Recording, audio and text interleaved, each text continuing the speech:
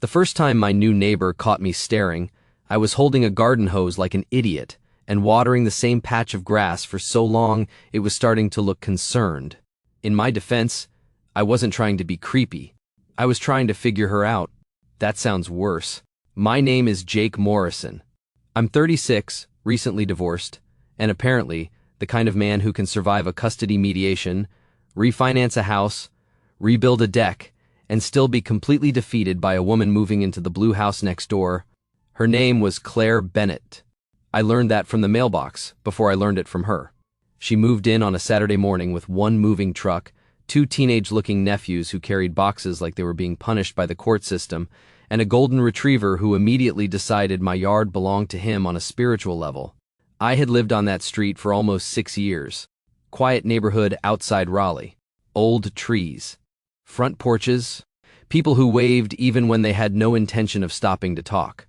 After my divorce, that quiet had become the main reason I stayed.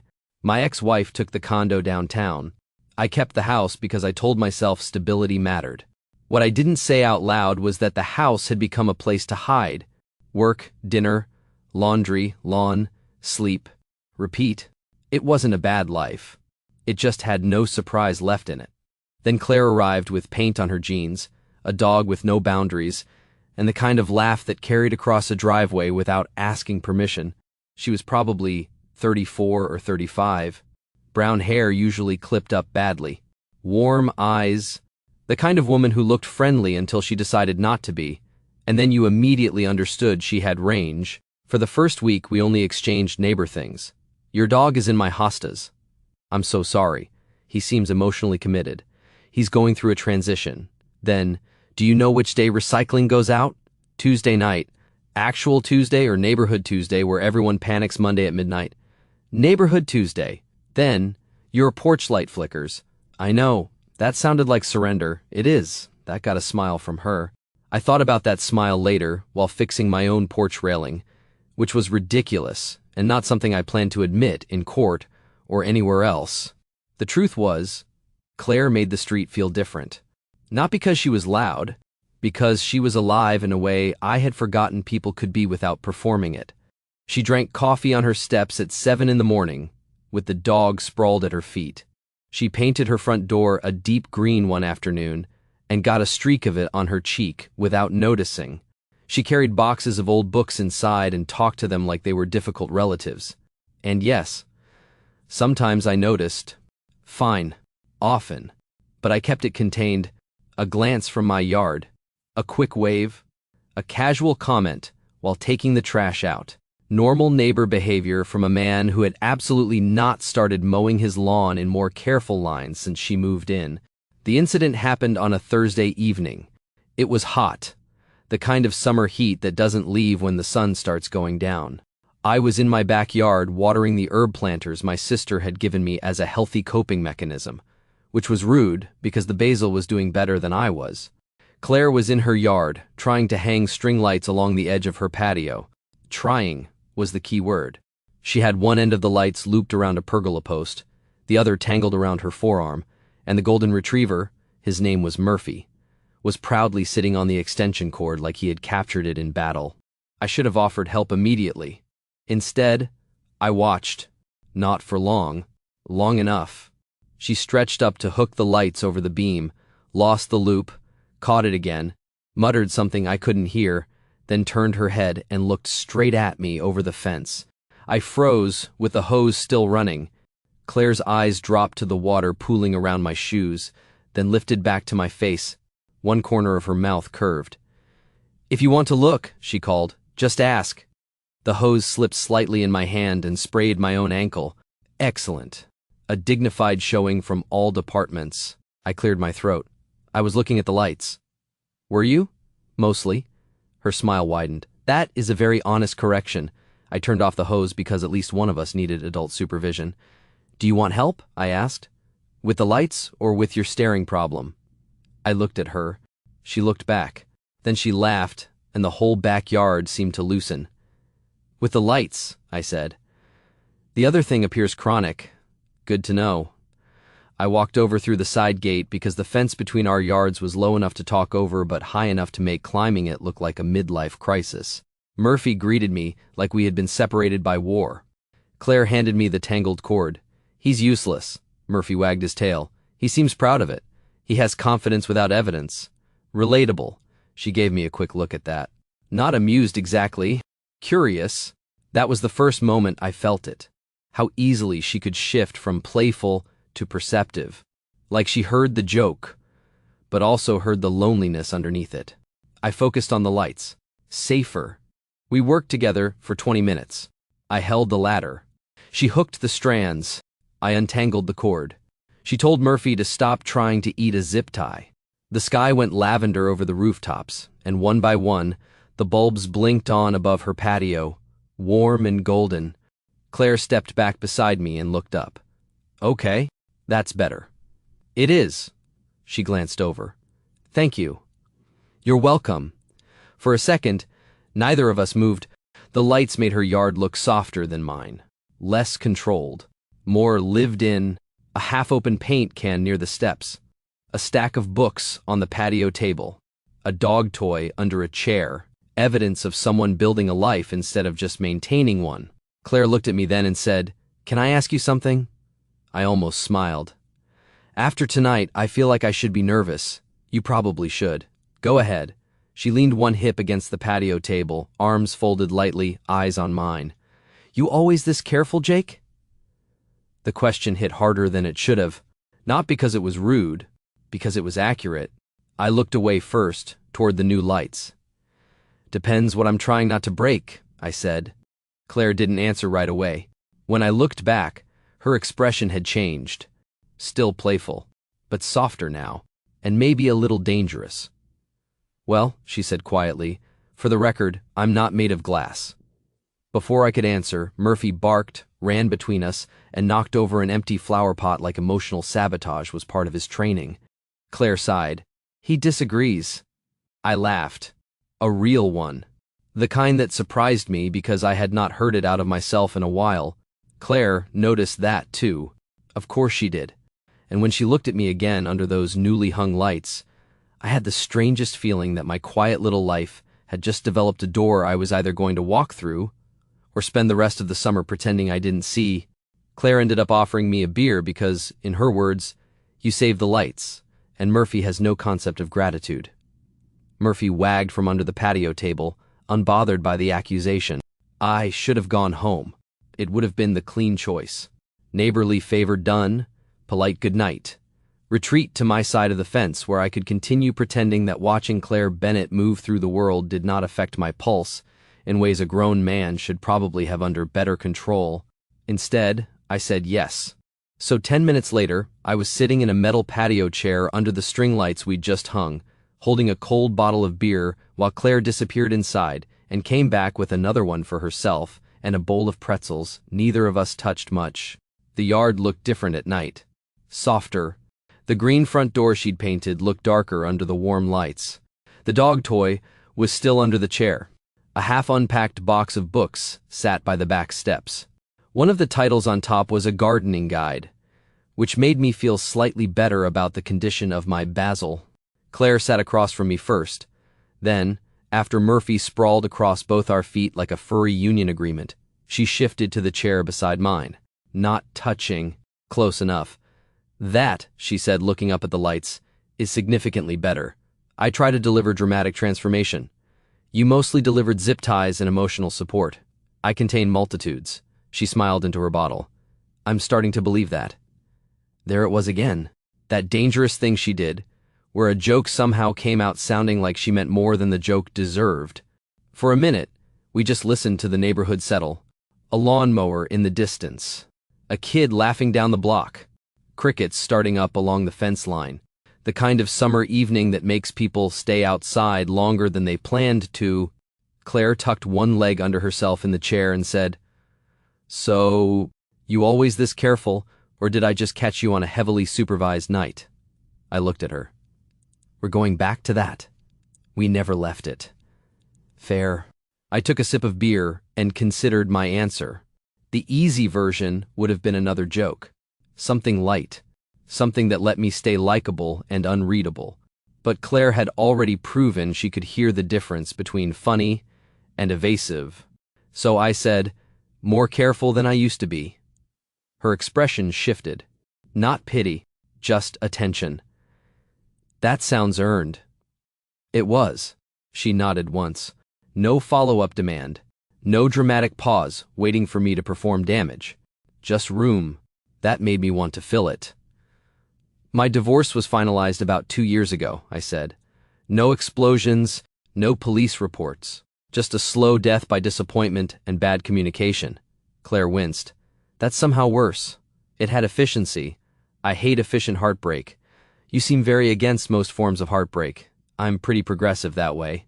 I laughed. She smiled, but her eyes stayed on me. "You have kids?" "No," she nodded again. "That probably made leaving easier. It made the paperwork easier."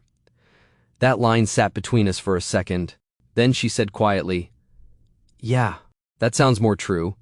I looked down at the label on my bottle. "What about you?" Claire leaned back in her chair, letting her head tip against it for a second before she answered. "Almost married," she said. "Did all the embarrassing pre-production, venue visits, spreadsheet tabs, one argument too many, then one honest conversation too late." I looked at her. She kept her eyes on the lights.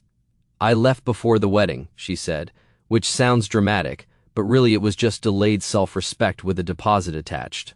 That got me smiling despite myself. She looked over and caught it. "What?"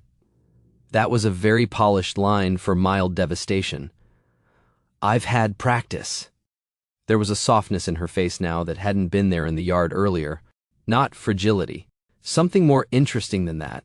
A woman who had broken one version of her life on purpose and was now figuring out what to build with the pieces. "That why you moved here?" I asked. "Partly." She took a sip of beer. "My sister lives 20 minutes away. I work remote most of the week, and I wanted a street where people still sit outside and wave and accidentally tell you their dog's medical history. That happens fast around here. Mrs. Hanley across the street told me about her beagle's digestive issues before she told me her first name." "That sounds right." Claire laughed softly. Then she looked at me again, and the mood tilted. "Can I tell you something slightly rude? Given the historical tone of this relationship, I'd be disappointed if you didn't." Her smile came back. "After the broken engagement, everyone got very gentle with me." Gentle? Careful. Soft voices. Loaded pauses.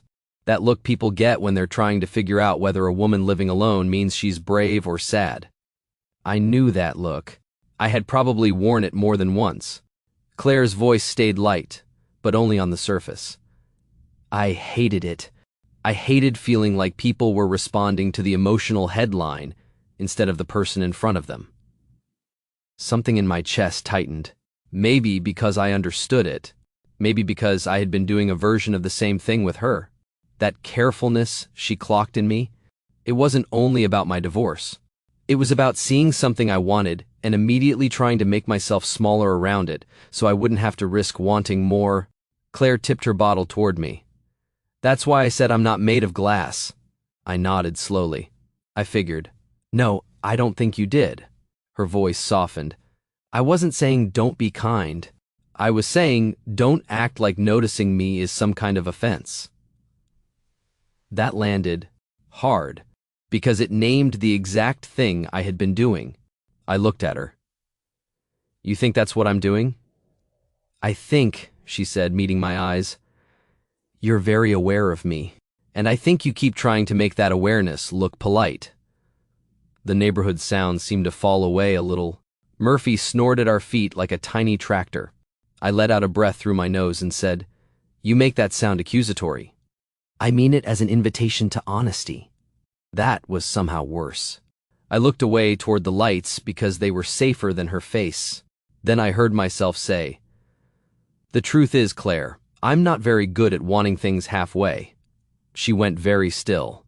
When I looked back, her expression had changed again.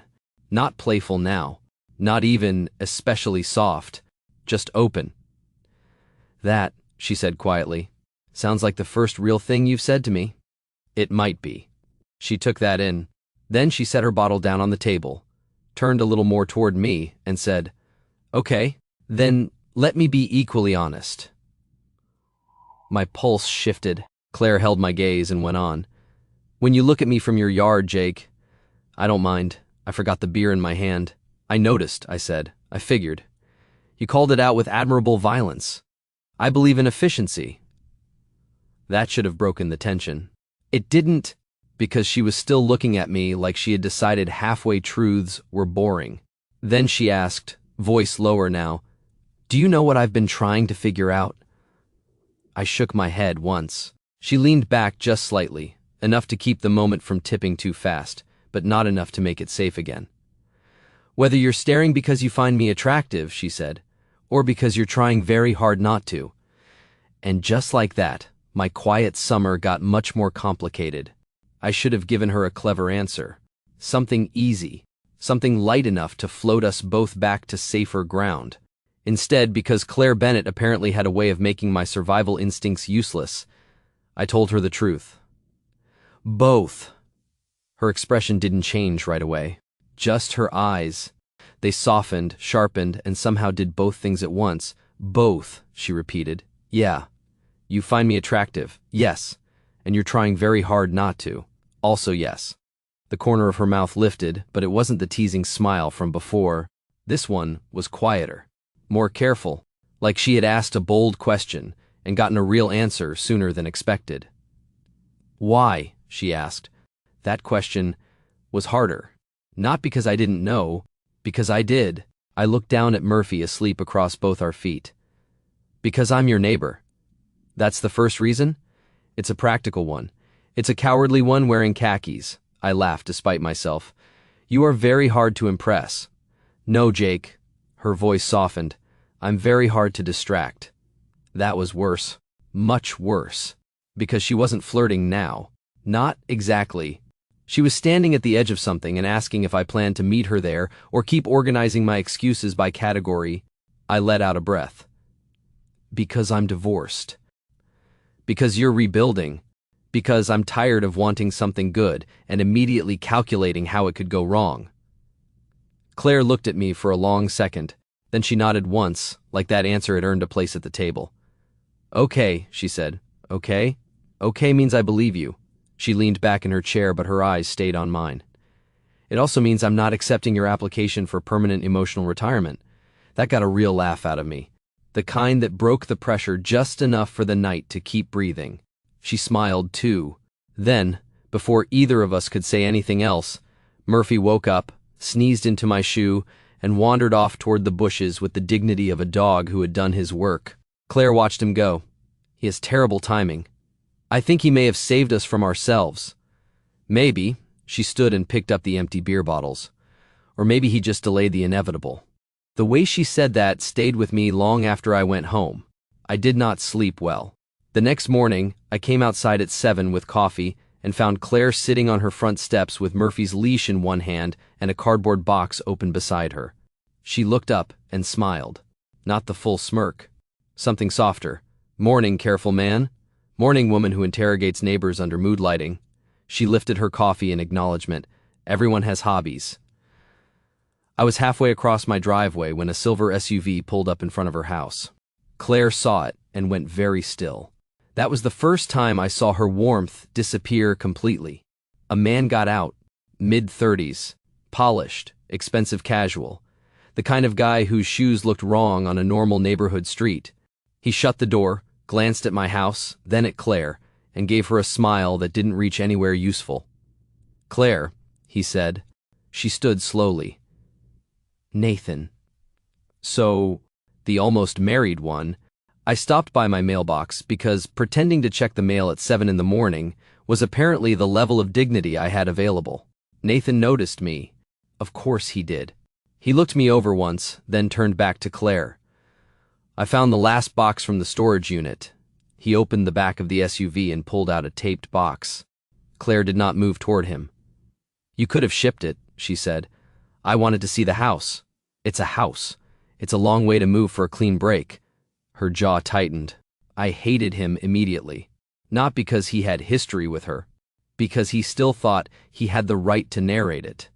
Claire took one step down from the porch. "Leave the box by the steps." Nathan laughed softly. "Still doing that?" "Doing what?" "Acting like you don't care when you care too much." That was when I started walking. Not fast. Not dramatic. Just enough. Claire glanced at me once. A tiny look. Not asking for rescue. Checking whether I understood the difference. So I stopped near the edge of her driveway and said nothing. Nathan looked at me again. "Neighbor?" "Jake," I said. He smiled. "Right." Claire's voice went cold. "Don't do that." "Do what?" "Decide someone's importance before you know it." That landed on both of us, I think. Nathan's face changed. Just enough to show he hadn't expected pushback with witnesses. He set the box down near the steps. "I wasn't trying to start anything." "No," Claire said. "You were trying to measure how far I got without you." The street went quiet. Even Murphy, traitor to all tension, stopped sniffing the azalea long enough to observe. Nathan stared at her. Then Claire picked up the box, held it against her hip, and said, "I got far enough." For a second, I thought he might argue. He didn't. He got in his SUV and left with less dignity than he arrived with. Claire watched until the car turned the corner. I stayed where I was. Eventually, she looked at me and said, "You can stop pretending that mailbox is fascinating." I looked down at the empty mailbox. Strong architectural presence. She laughed, but it came out uneven. I walked closer. "You okay?" "No. Honest. Immediate." My chest tightened. She set the box on the porch and wiped one hand over her face. "But I think I will be." That felt like the right answer. Not the easy one. The right one. I nodded. "Do you want company or space?" Claire looked at me for a long second. Then she held out Murphy's leash. "Walk with me?" So I did. We walked 2 blocks without talking. Murphy led like he had received military instructions. Claire kept her eyes ahead, one arm folded across herself. Finally she said, "That was the man I almost married." I gathered. "And you didn't jump in. You didn't ask me to." She glanced over. "Thank you." I nodded. A little farther down the sidewalk, she said, "He always stepped in, not to help me, to own the scene." I looked at her. She kept walking. "That's why last night mattered," she said quietly. "You were careful, yes, but you were also listening. There's a difference." That sentence stayed with me longer than any flirtation could have. At the corner, Murphy stopped to inspect a mailbox like it contained secrets. Claire turned toward me. The morning sun caught her face, and for once there was no smirk, no shield, no easy joke. "Jake," she said, "I don't need you to rescue me from my past." "I know. But I also don't want to keep pretending I don't like how it feels when you stand beside me." I forgot every reasonable thing I had planned to say. Then she stepped closer, right there on the sidewalk, and added softly, "So the next time you want to look at me, maybe don't do it from across the yard." I looked at Claire on that sidewalk, Murphy's leash loose between us, and realized something uncomfortable. I'd spent 2 years telling myself I was careful, because careful was kind. But sometimes careful is just fear with better manners. Claire was standing close enough now that the morning felt less like a normal walk and more like a decision trying to happen in daylight. No string lights, no beer, no easy cover of night. Just her, me, a dog pretending to investigate a mailbox, and a sentence I could not safely laugh away. "So the next time you want to look at me," she had said, "maybe don't do it from across the yard." I took one slow breath. Then I said, "Okay." Her brows lifted a little. "Okay, okay. That is not your strongest line. I'm trying not to overcomplicate it. Historically unusual for you. Growth is possible." That got the smile I wanted. Small, real, still a little shaken from Nathan, but then I stepped closer. Not too much. Enough that she knew I had understood the invitation and wasn't going to pretend I hadn't. "I like looking at you," I said. Claire's face softened. The words felt simple and almost embarrassingly direct. But maybe that was what we needed. Not some polished speech, not some over-explained confession from a man who had spent too long hiding behind responsible distance. Just the truth. "I like the way you make the street feel less asleep," I said. "I like that you talk to boxes of books. I like that you painted your front door green because you said the house needed a spine. I like that your dog has no boundaries and somehow more confidence than half the men I know." Murphy wagged once, as if accepting the tribute. Claire's mouth curved. "He'll appreciate that." "And I like you," I said. Not in a neighborly way. Not in a, "you're pretty and new and my life is quiet" way. I mean, I like the way you see things. I like the way you call me out. I like that when you ask a question, you actually want the answer. She looked at me for a long second. Then her voice came quieter. "You really don't do halfway." "No." "Good," she whispered. "I'm tired of halfway." That was the first moment I thought I might kiss her. Right there on the sidewalk. Morning sun, dog leash, someone's sprinkler ticking across a lawn 2 houses down. Then Mrs. Hanley stepped out onto her porch and called, "Murphy looks wonderful today." Claire closed her eyes. "Of course," I laughed under my breath. Murphy barked proudly. Mrs. Hanley waved like she hadn't just interrupted the most important moment of my post-divorce life and went back inside. Claire looked at me, trying and failing not to laugh. This neighborhood has no respect for pacing. Honestly, that may have saved us from becoming too dramatic near municipal landscaping. That would have been terrible for property values. We finished the walk, but something had changed. Not officially, not loudly, but the distance between us had stopped being neutral.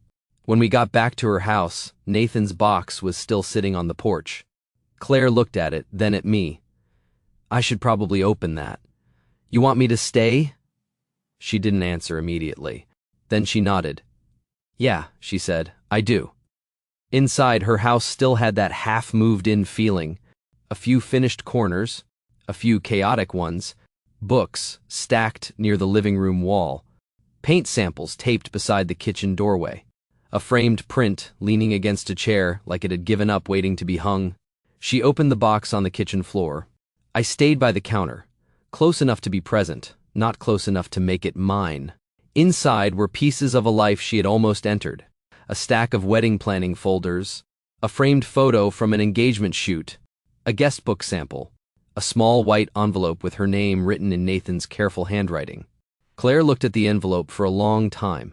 Then she laughed once. Not happily, not bitterly either, just tired. "He kept all this," she said.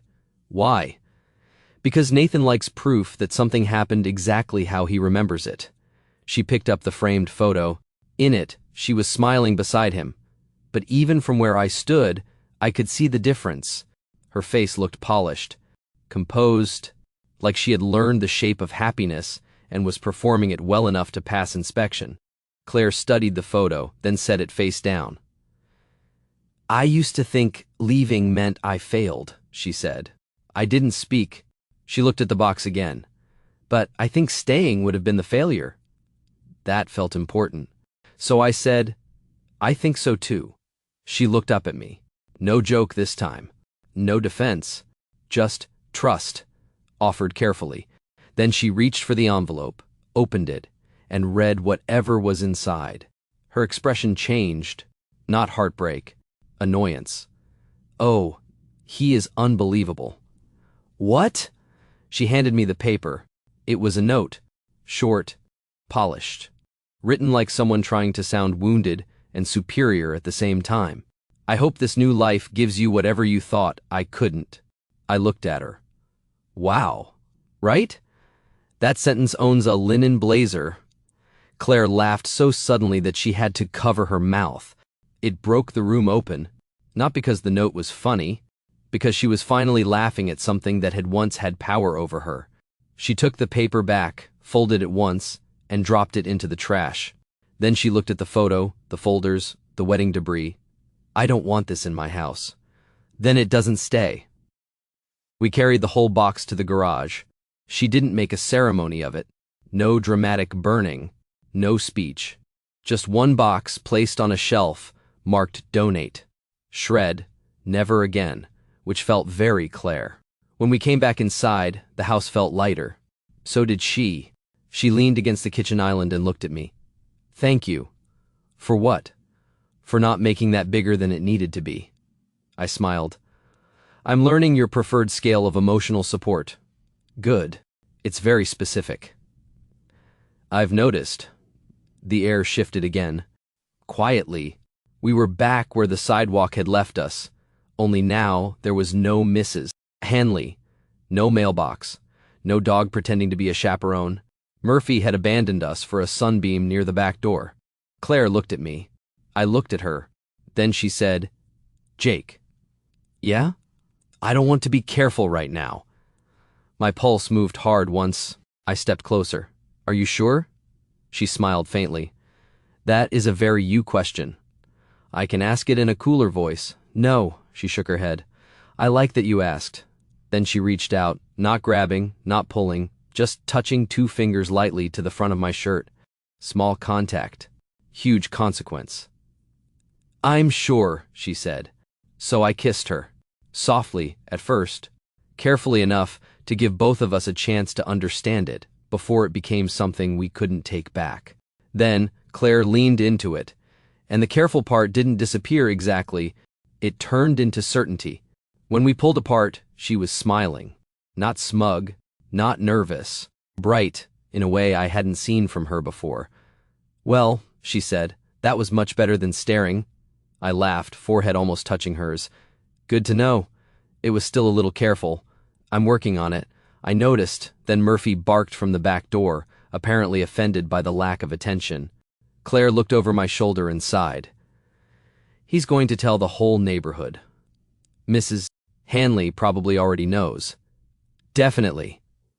We laughed, and that was the part that stayed with me most.